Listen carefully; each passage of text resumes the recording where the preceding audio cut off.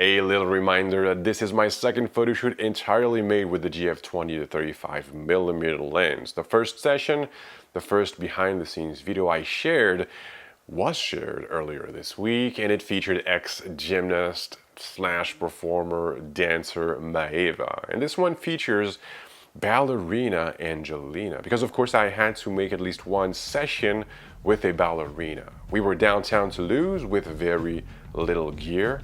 Let's dive into this.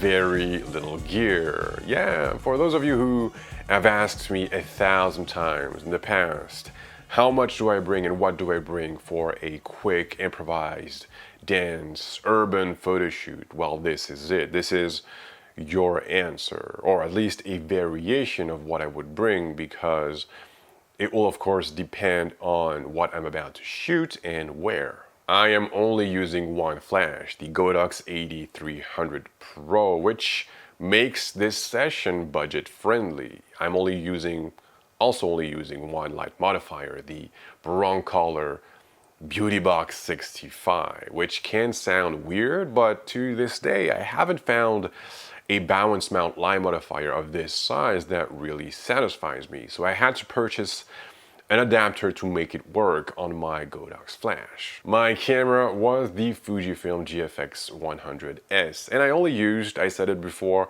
the GF20 to 35mm, which offers a full frame equivalent focal length of 16 to 28 millimeters. Well, I had to say it because a lot of you forget that my GFX camera has a sensor larger than full frame. Like a lot of my morning sessions, we had to work fast because, like right now, the sun doesn't wait, and I didn't have enough power to overpower the sun, so I did a lot of my shots shooting in the shadows, and sometimes I used the sun as a secondary light, as a rim light, or as a backlight. The idea that morning for me was to play with the architecture of the church behind my dancer, to play with the lines, the doors, and arch that really helped me compose and frame my shots. I got closer to my model to get that special look. It's not easy to play with lens distortions, especially with that kind of lens, and I have to admit, for this particular session,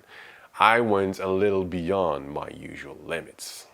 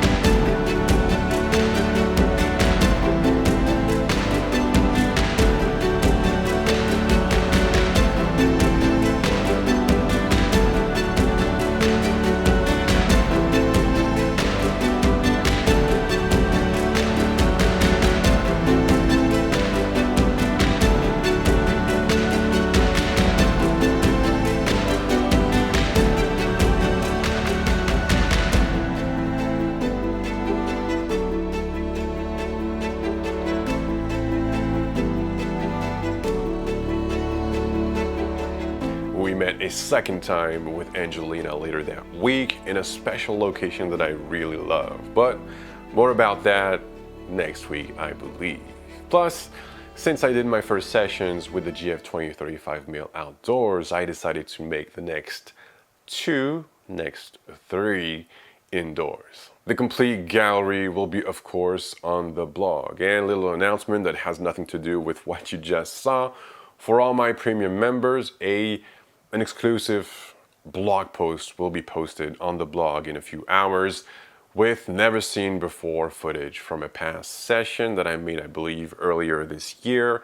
I don't know why I never shared these images before, but here they are, just for you. Again, I would like to thank all the people that considered being premium members of the blog. You are supporting the blog, but you are also indirectly supporting the YouTube channel. Without you, these longer behind the scenes videos of these sessions wouldn't be possible. Thank you for being part of my journey. I guess that I will see you all next Tuesday for the third session made entirely with the GF2035mm. Please take care, and until then, have a good one.